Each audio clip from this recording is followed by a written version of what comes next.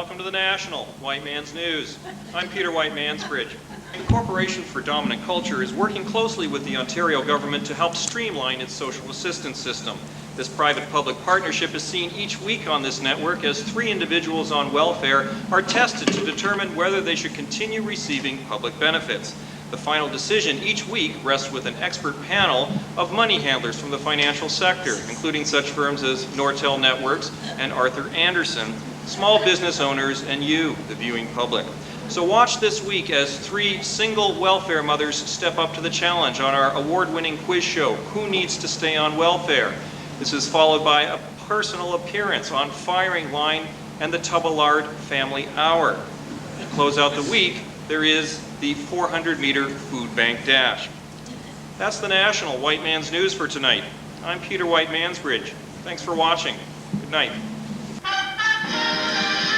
Welcome to Who Needs to Stay on Welfare.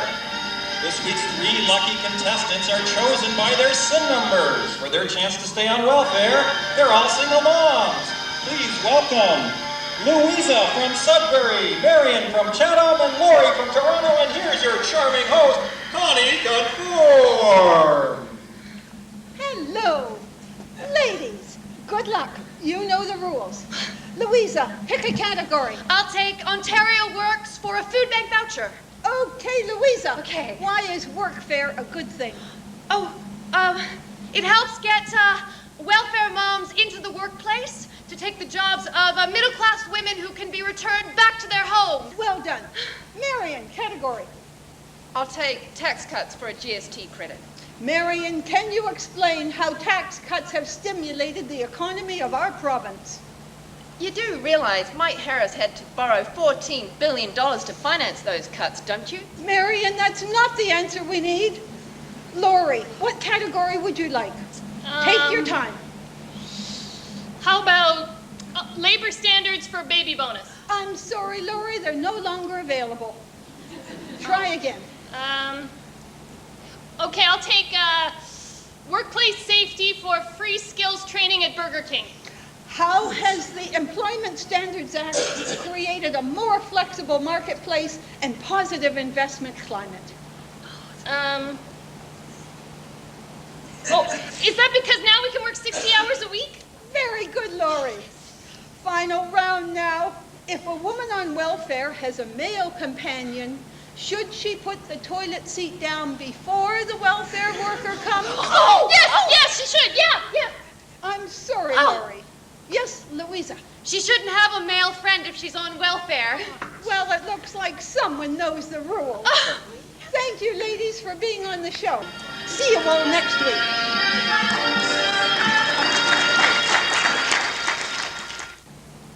It all started at my daughter's school. They had this special assembly, the National Ballet.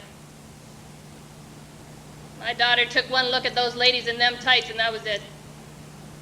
All day long, all I heard was, "Mommy, can I take ballet lessons? Mommy, I want to wear a tutu. Mommy, why can't we afford it?"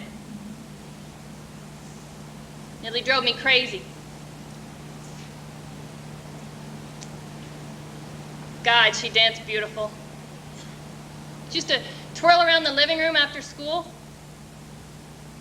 We got some tapes from the libraries. Some Russian guys, Tchaikovsky, the Nutcracker. That was her favorite. Of course, things got worse when a friend of mine got us free tickets to go see it at Christmas time. Seeing my daughter wide-eyed in that audience. She barely breathed during the whole performance. After she got real quiet, tried to get her to talk to me, tell me what was wrong. "Nothing, Mom," she said. But I knew. So, got me a job. Under the table. A crummy minimum wage, 20-hour-a-week job, but a job just the same. Trouble was, being on welfare, I could barely make ends meet, so if I'd reported my income, well, there would have nothing left over for ballet lessons. So I cheated. I lied. Made stuff up. Told me I had to pay it back. Told her I couldn't. Spent it all on my daughter's ballet lessons. You should have seen her face. I think I actually struck her dumb. Got a big chuckle out of that. She just stood there staring at me until I finally said, yeah, it's true, ballet lessons. Well, that's when the shit really hit the fan. She got on that phone so fast you'd think I'd stolen her purse. All prisoners report to the cafeteria. Lunch in 5 minutes. So I ended up here. That's not bad. Like being locked up, that is. 3 squares a day, and the other girls are okay.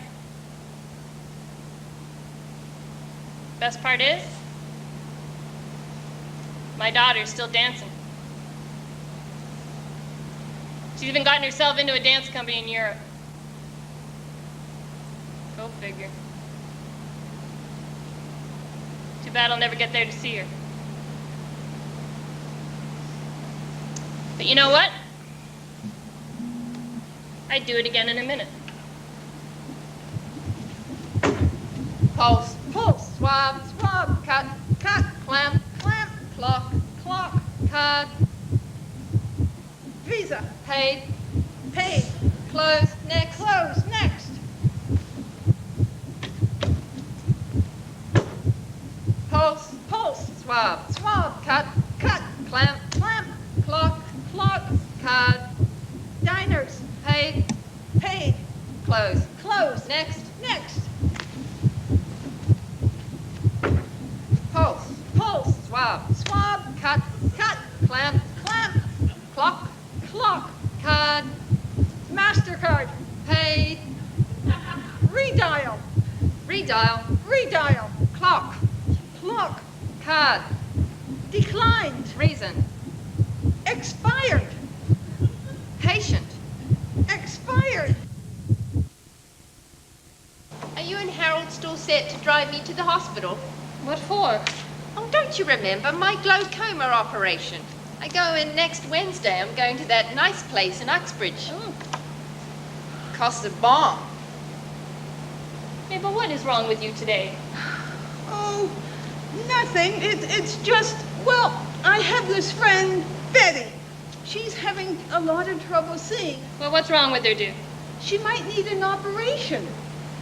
And she's heard there's a 6-month waiting list. She's scared of going blind. Oh, that's crazy. 6 months. Well, Edna didn't have to wait that long. How long did you have to wait? 2 weeks. My teacher's pension's covering it. I can't afford it. What? You? I've been trying to tell you girls, I'm the one who needs the operation. Right away. I can't wait 6 months. I'm terrified. I'm losing my sight.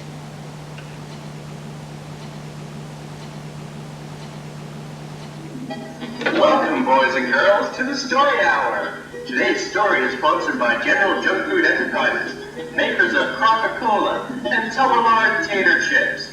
We take pride in saying, win the war, spend money, buy and consume, be a choosy champ. Good afternoon, girls and boys. I'm Mother Lucy Goosey. Welcome to the Story Hour. Today we have a brand new story for you to enjoy. It's called Kay and Jay Get an Education. So listen carefully. Once upon a time, in the land of Ontario, there lived 2 school children, Kay and Jay. One day at the schoolhouse, they discovered that things had changed. Good morning, my little kitty consumers. How are we this morning? I'm your new teacher, Ms. Deanie Dunlop Tire. Brought to you by those purveyors of the finest quality white walls on the market. What happened to our old teacher? Oh, well, dear, they found out she was a union activist, so she was fired. Oh, here we go. Here's our brand new corporate sponsored textbooks, just sponsored by General Junk Foods. Now look, oh sorry dear, you'll have to share. And I have a special surprise for you. Tomorrow we're going to expect some new classmates in our classroom. Now as you know, the school on the other side of town was shut down. So tomorrow we're going to get 20 new students in our classroom. Now today, students, we have 42 students in our classroom. How many will that make if we get 20 more? Oh, miss. Jay? Miss? 53. Oh no, miss. Close, Jay, try again. Oh, 69. Oh, no, miss. Good enough, Jay. Okay. Oh, I have another surprise for you, too. Now, next week, we're going to move our classes into the janitor's broom closet so that we can have our classroom free so that General Junk Foods can make a brand new TV commercial for the Killer Kid line of Kick 'em in the Gut video games. Isn't that exciting? And the best part is we get to be in the commercial, too. What do we get for being in the commercial? Well, nothing, dear, except the experience of being in a brand new TV commercial, of course. Now, make sure you've got your money available because it's almost lunchtime. You want to buy those Tubalard tater chips. We'll see you this afternoon. And that's our story hour for today. See you next time, girls and boys, on the Story Hour. Hey everybody at home and in our studio audience. Welcome to Firing Line. I'm your host, Wayne Tufts. Tonight's topic, women, kids, poverty. Is it a cycle that can be broken? On my right is Louisa from Sudbury. Hi. Louisa, why welfare? Why you? Why now? What's it like to be on welfare? Well, I don't like it any more than anyone else. It's just short term until I can get back on my feet. You've been on the public purse for 3 months That's now? right, Okay. yeah.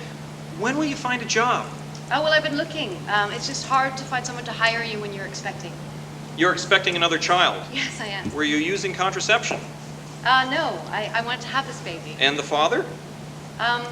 He's passed away. Oh. Louisa, a practical question now. You've got 3 mouths to feed. You obviously need another income. Can you find someone else to marry you? I can't believe you'd say that. We're going to move on to our next guest now, Marion. Marion, I want to ask you a simple question. Are you truly needy? Well, I've been out of work for 2 years. My EI ran out last month. Marion, are you grateful for being on welfare? Are you? After we've paid the rent, we've only got $57 to last us for the rest of the month. That's not enough for anyone. You know, many people take in boarders. Well, we've got no room. It'd be cheaper. Look, the point is we haven't done anything wrong here. Well, I see that manners are no longer a prerequisite for getting on social assistance in this province. We're going to move right on. Lori, Toronto. What's it like not having any money? It's hard. Do you go hungry? Sometimes. How often? 2-3 times a week. Lori, do you have a fairly active sex life? What? You have, I believe, 3 children. By how many men? How many different men have fathered your children? What in your background predisposes you to this welfare lifestyle? Do you have a telephone? Yes. Why? I need one. Well, you need one. Do you make personal calls on it, or do you use it to find work? Both. Both. Have you considered work as a phone sex operator? That's disgusting. I think we've heard enough. Thank you, ladies.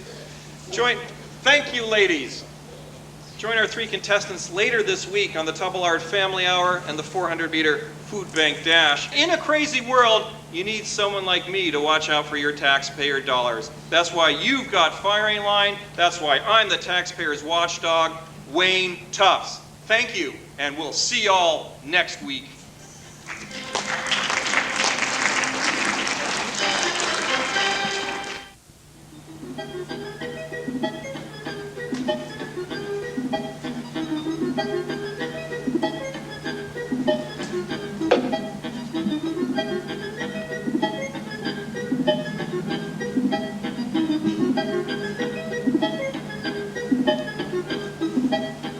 Good afternoon, girls and boys. I'm Mother Lucy Goosey. Welcome to the Story Hour. Today we have another brand new story for you.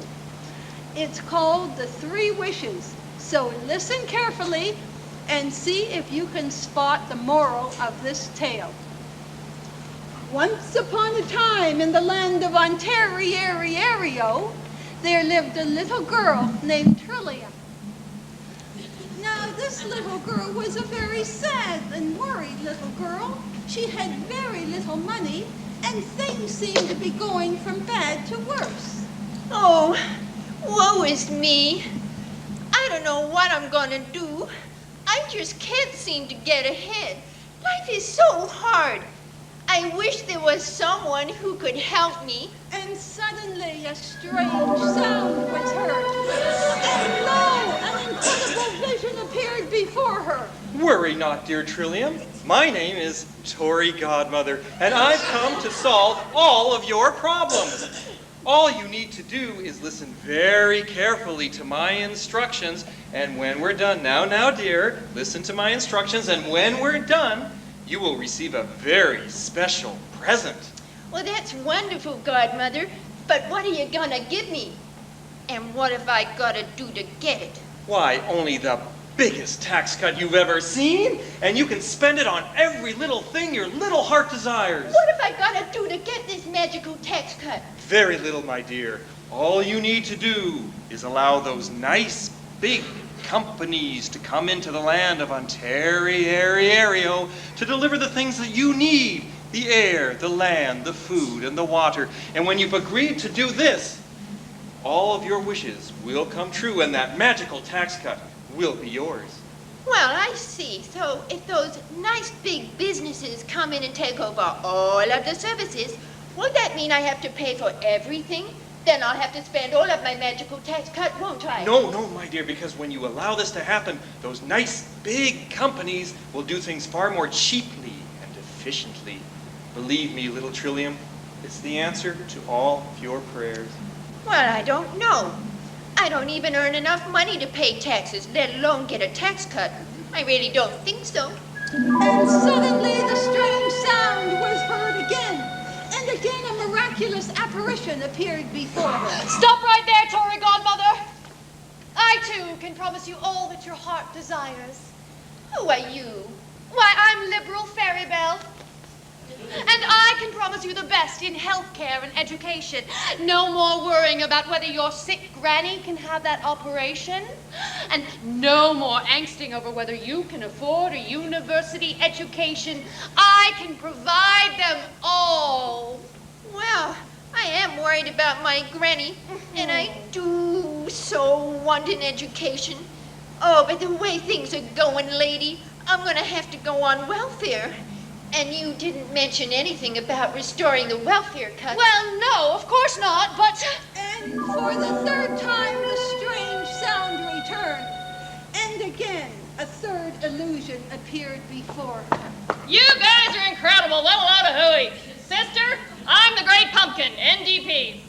And I'm here to solve all your problems and provide the real solution to your real problems. Sisters and brothers, we will seriously consider taking a very hard look at the welfare rates, and we'll maybe look at what? How are you gonna do all that?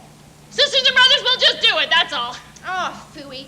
I've heard that when you pumpkins get into power, you don't do so well. You just cave in and become a lot like these other two.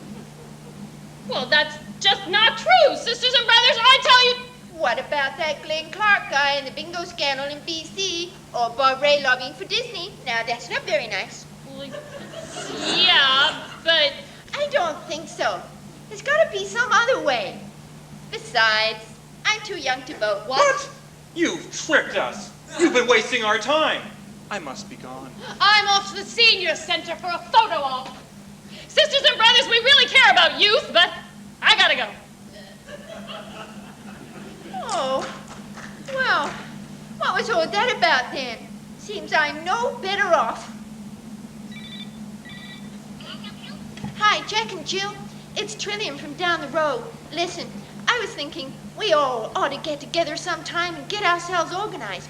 How about next Tuesday at the Gingerbread House? You call Humpty Dumpty and rustle up a gang? Okay. And that's the end of our story. Now, girls and boys, can you guess the moral of this tale? You can? Yes, children, that's right. The moral of this story is democracy is a process and not a product. Darn tootin'. That's all for today, boys and girls. Come back next time for the Story Hour.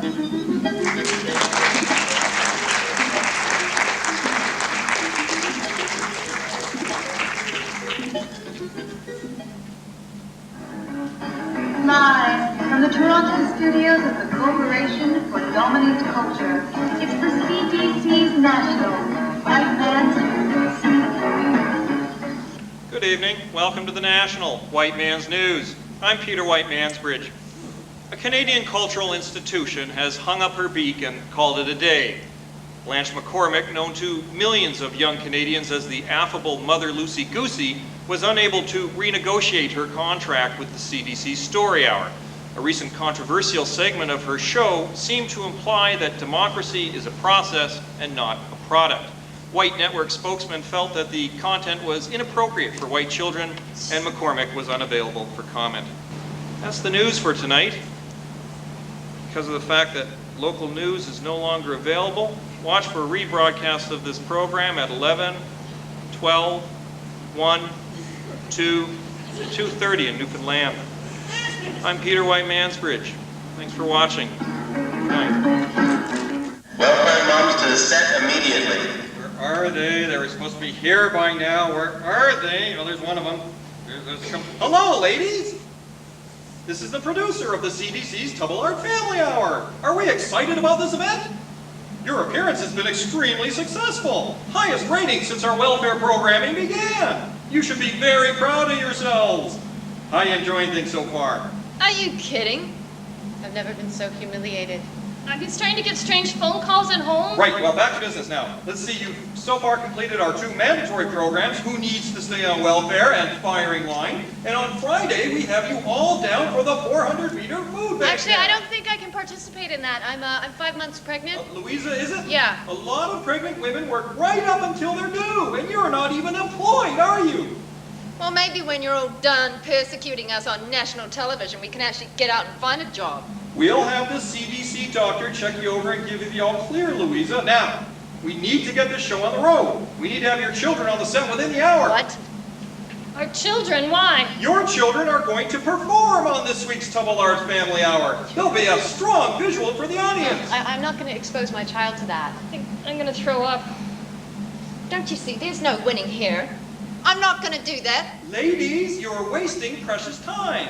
Don't you see you're just hurting yourselves and your children? How can we be hurting ourselves? We're standing up for ourselves here. I want to go home. Look, that's the only thing that's made sense. Oh, we can just go. We can clear out. We can go. No, we don't have to do no, this. you Go, can't go, leave. Let's go. You cannot leave. Failure to comply will result in your immediate removal from the welfare rolls. Besides, we have a show to do. Lori, show some self-respect. Get the control room. We're not going live. Prep a rerun and get security. Welcome to a special edition of The National.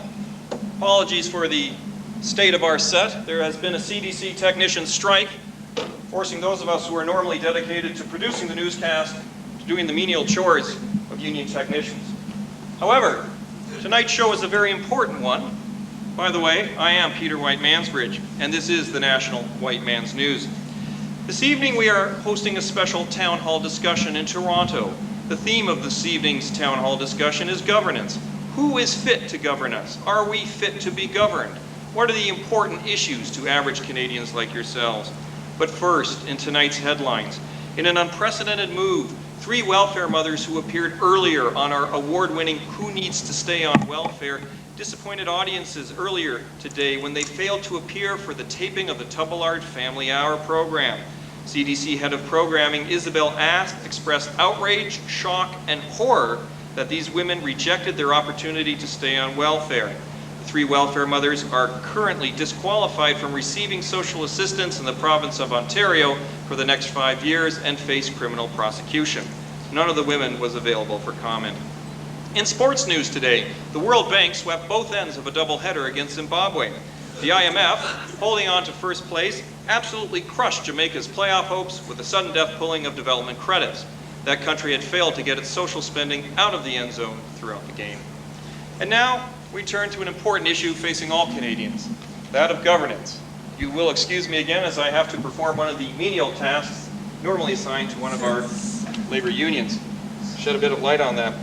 Tonight's program, we're going to be talking to an expert panel with representatives from Nortel Networks, RBC Securities, the Bank of Nova Scotia, Swiss Chalet, and Cara Food Industries. But before we do, we'd like to put it over to you, members of our audience, to see what it is that you think about these issues that we are currently facing here today. And I think we have, thank you. Why don't you introduce yourself, ma'am? Hi. Hi. Wow. Don't be shy, it's national television, but you get used to it. My name is Louisa. This is my friend Lori. Our friend Marion would have liked to have been here tonight, but she's currently, she's actually currently under house arrest. And I've been doing a lot of thinking about governance over the last week. And I guess I'm feeling like if our governments don't start putting the interests of the people before the interests of corporations soon, I think that something really serious is going to happen, because I know that I don't want to take that anymore. And your friend Mary, I believe, did you have something to say? Lori, and Peter, I just wanted to know why no one ever listens to people like us. And Other members of the audience who would comment. This lady in blue here. Why don't you stand up and introduce yourself? Well, first of all, I want to say we're listening, Lori. Don't back down. Right on. Peter, I'm Blanche McCormick. Welcome to the show, Blanche. Some people may know me as the former Mother Lucy Goosey. And this is my friend Twilliam.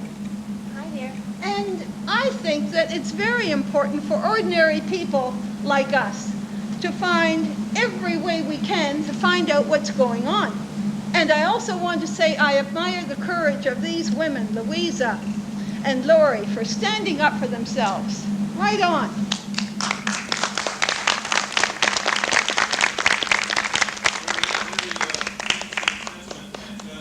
Young Trillian, did you have something you wanted to say? I certainly did.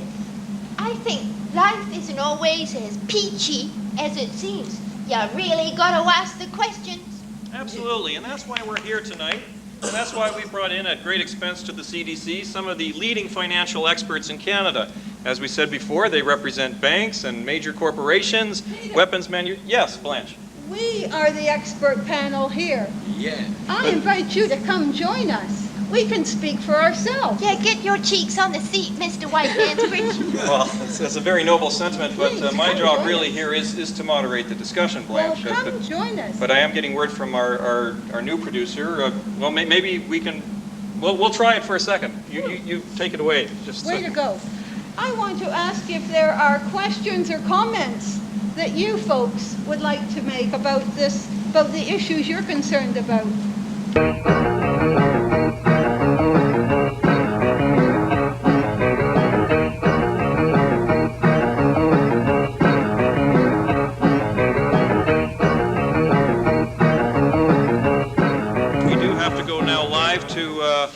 Mr. McLean and Mr. Neal out in Vancouver, but we'd like to thank you all for being here tonight, for taking part in the town hall discussion. I'm Peter White Mansbridge. Thank you. Thank you.